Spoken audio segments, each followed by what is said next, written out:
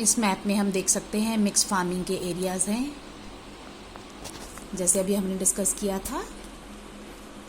Western Canada में, eastern USA, parts of Eurasia and Asia and south Africa.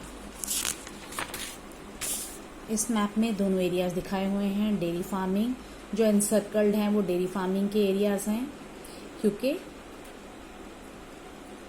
यहाँ पे text book में dairy farming के areas दिए हुए हैं लेकिन मेडिटेरेनियन एग्रीकल्चर के नहीं दिए हुए हैं, वो उनको अलग से भरा गया है।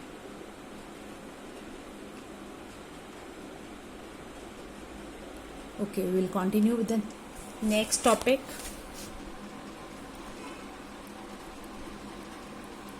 Mediterranean agriculture. मेडिटेरेनियन एग्रीकल्चर नाम से पता चलता है मेडिटेरेनियन सी, भूमध्य सागर। भूमध्य सागर कहाँ है? यूरोप के सदर्न पार्ट में और अफ्रीका के नदर्न पार्ट में।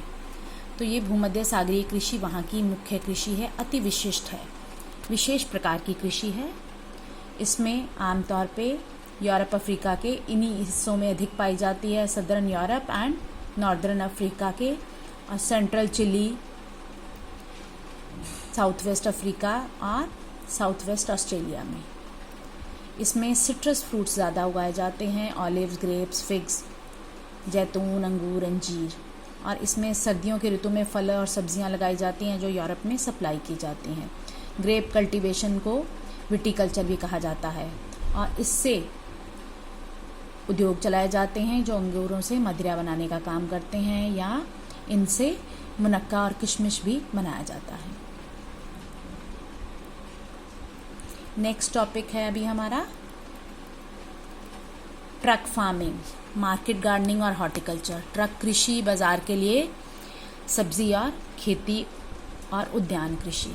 इसमें उच्च कीमत के फल लगाए जाते हैं, सब्जियां, फल, फूल। छोटे खेत होते हैं और अच्छी यातायात सुविधाएं उपलब्ध होती हैं, और जल्दी ख़राब होने वाली हैं चीज़ें, क्योंकि फूल, सब्जियां, फल जल्दी ख़राब हो जाते हैं, इसलिए इनको बाज़ार के पास वाले हिस्सों में ही ज़्यादा लगाया जाता है। इसके लिए बहुत ज़्यादा हैंड लेबर की ज़रूरत होती है, हमें गहन श्रम चाहिए होता है, अधिक पूंजी निवेश किया जाता है, क्योंकि इसकी बहुत केयर की जाती है। इंसेक्टिसाइड, पेस्टिसाइड, सिंचाई, हर तरह की ज़रूरतें जो हैं, अच्छे सीड्स और सिंचाई का प्रबंध किया जाता है, ताकि अगर बारिश लेट है या कम है तो इसकी भरपाई की जा सके। अच्छे बीज, उर्वरक, कीटनाशक, हरित गृह भी बनाए जाते हैं जो ठंडे एरियाज़ हैं, वहाँ पर कभी कभी ग्रीन हाउस, ग्लास हाउसेस बनाकर भी कृषि की जाती है, और कृत्रिम तपन भी किया जाता है, आर्टिफिशियल हीटिंग भी हो सकती है ठंडे एरियाज़ में। और इसके एरियाज़ हमने मैप में भी देख लिए हैं। नीदरलैंड जो है ट्यूलिप की कृषि के लिए फेमस है। इसके साथ ही एक दिया हुआ है फैक्ट्री फार्मिंग। फैक्ट्री फार्मिंग कारखाना कृषि। इसका मतलब है कि फैक्ट्री के भोजन पर गाय, बैल, कुकुर कारखाना भोजन पर पलते हैं, और उनको अच्छी चिकित्सा सुविधाएं और अच्छी नस्ल के पशु पाले जाते हैं, जिससे फैक्ट्री की तरह उत्पादन लिया जाता है, और इसलिए इसको फैक्ट्री फार्मिंग कहा गया है। नेक्स्ट टॉपिक है हमारा फार्म ऑर्गेनाइजेशन बेस्ड क्लासिफिकेशन। इसका मतलब है कृषि करने वाले संगठन के आधार पर वर्गीकरण। पहला है कोऑपरेटिव फार्मिंग, अमूल एग्जाम्पल है इसकी, सहकारी कृषि। सह मतलब मिलकर काम करना। इसमें फार्मर अपनी इच्छा से अपने खेत, पैसा, मशीनरी आदि इकट्ठा कर लेते हैं, ताकि उनकी कार्यक्षमता बढ़ सके और अधिक लाभ कमाया जा सके। अपनी इच्छा से, इसका बहुत बड़ा फीचर है कि अपनी इच्छा से की जाती है। और जैसे अड़ोस पड़ोस वाले किसान हैं तो सारे मिलकर सोचते हैं कि हम इसमें मिलकर काम करते हैं, बड़ा खेत बना लेते हैं, वो अपनी मेड़े हटा देते हैं और बड़ा खेत बनाकर काम करते हैं। इसमें कोऑपरेटिव जो बनाया जाता है वो उनको खरीदने, बेचने की सुविधाएं देता है, ताकि अच्छे वो पैसे दाम पर कमा सकें। जैसे अमूल था खेड़ा डिस्ट्रिक्ट गुजरात में, वहाँ पर लोगों से दूध, पहले सहकारी संगठन बनाया गया तो दूध लोग अकेले अकेले बेचने जाते थे शहर तक, तो क्या किया गया, एक गाड़ी अरेंज की गई, खरीदी गई पैसे डालकर, फिर दूध मिलकर सब मिलकर उसमें डाल देते थे और इकट्ठा बेचा जाता था और आके उसके हिसाब से उनको पैसे मिल जाते थे। धीरे धीरे ऐसे ही करते करते अब उनका अमूल का इतना काम है कि वो अलग अलग प्रकार की चीज़ें भी बनाते हैं और कितना चीज़ बटर से लेकर बहुत सारी प्रोडक्ट्स हैं और उनको प्रॉफिट होता जा रहा है, इसीलिए ये सक्सेसफुल होता है। डेनमार्क इसमें सबसे ज़्यादा सक्सेसफुल है, इसके अलावा Netherlands, Belgium, Sweden and Italy. Next topic is collective farming, कोल खोज। सामूहिक कृषि भी बोला जाता है इसको, कोल खोज को। ये ओल्ड यूएसएसआर में उत्पादन को बढ़ाने के लिए और सेल्फ रिलायंट होने के लिए, आत्मनिर्भर होने के लिए कृषि शुरू की गई थी। इसमें सामाजिक स्वामित्व होता है, मतलब पूरा समाज उसके खेत हैं, वो सबके इकट्ठे हैं और सामूहिक श्रम है, सारे मिलकर काम करते हैं। सारे खेत सरकार के, पूरे देश के हैं और सारी भूमि, पशुधन और श्रम को मिला दिया जाता है और दैनिक आवश्यकता के लिए छोटा सा खेत एक किसान को दे दिया जाता है। इसके वार्षिक लक्ष्य जो हैं सरकार के द्वारा निर्धारित किए जाते हैं कि इस खेत में से इतना उत्पादन आपने करना है और जो उत्पादन हो जाता है वो सरकार खरीद लेती है। और अगर जितना लक्ष्य से अधिक उत्पादन हो जाता है तो जो काम करने वाले वर्कर्स हैं उन्हीं को ही वो इनाम के तौर पर दे दिया जाता है। सभी सदस्यों को कार्य की प्रकृति के अनुसार भुगतान किया जाता है और भाड़े पे ली गई मशीनों पर कर भी देना पड़ता है। जो सरकार उनको मशीनें हायर करने के लिए देती है उस पर उनको टैक्स भी देना पड़ता है थोड़ा। और जिनको बहुत अच्छा काम करते हैं, असाधारण काम करने वालों को नकद या माल पुरस्कार भी दिया जाता है। नेक्स्ट टॉपिक है हमारा माइनिंग।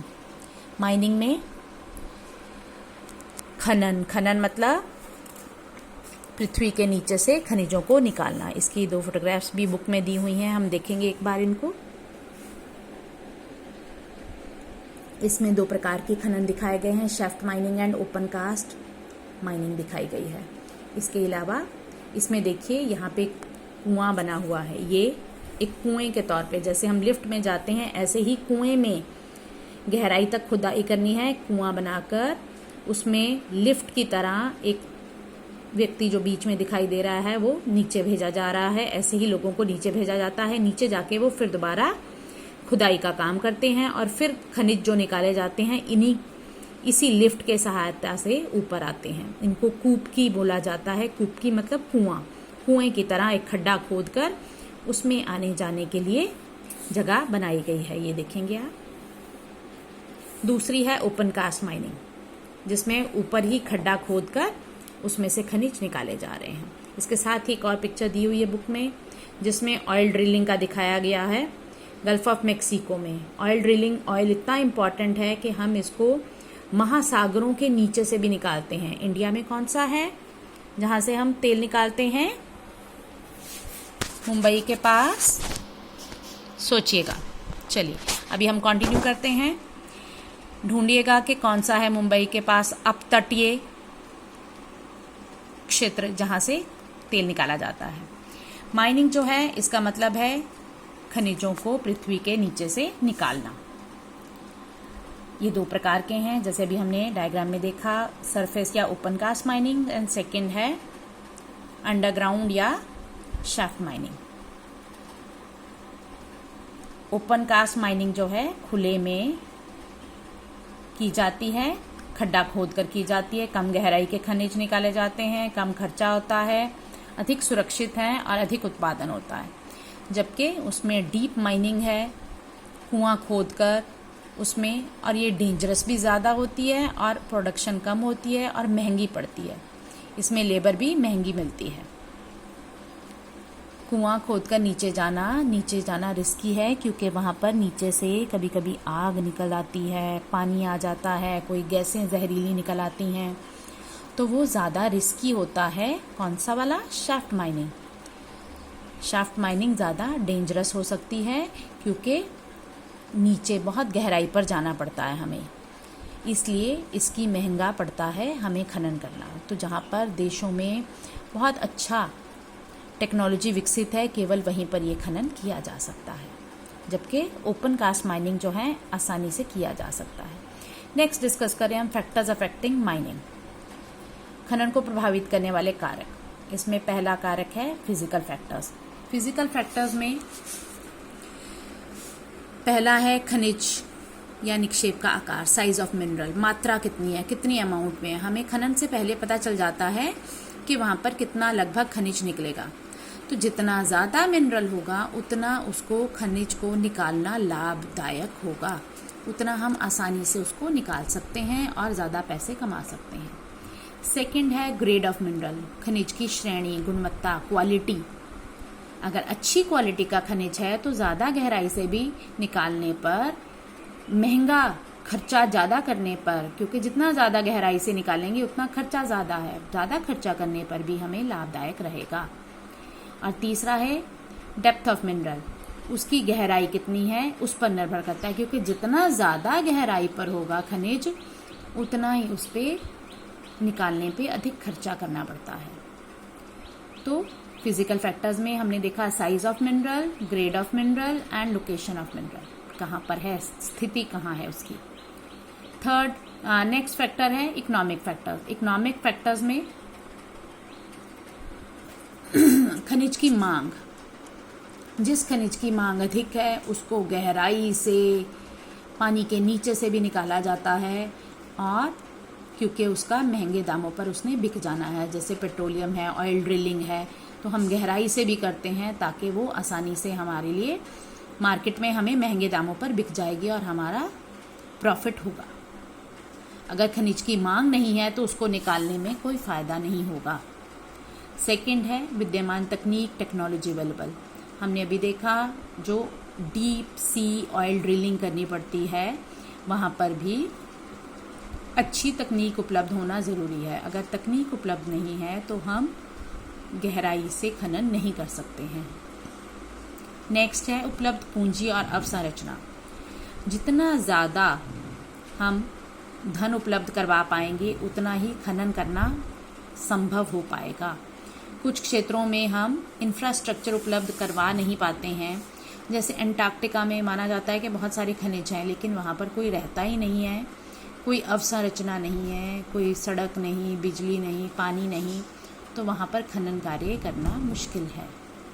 लेबर, श्रम की ज़रूरत पड़ती है। हमने अभी देखा कि जो ओपन कास्ट माइन है उसमें कम सस्ती है लेबर, और जो डीप सी ड्रिलिंग होती है उसमें महंगा खनन पड़ता, लेबर अधिक महंगी पड़ती है क्योंकि वो खतरनाक है।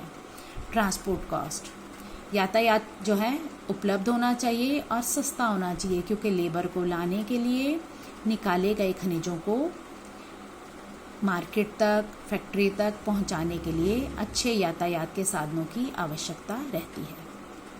इसके साथ ही ये चैप्टर कंप्लीट हो जाता है। Okay, thank you.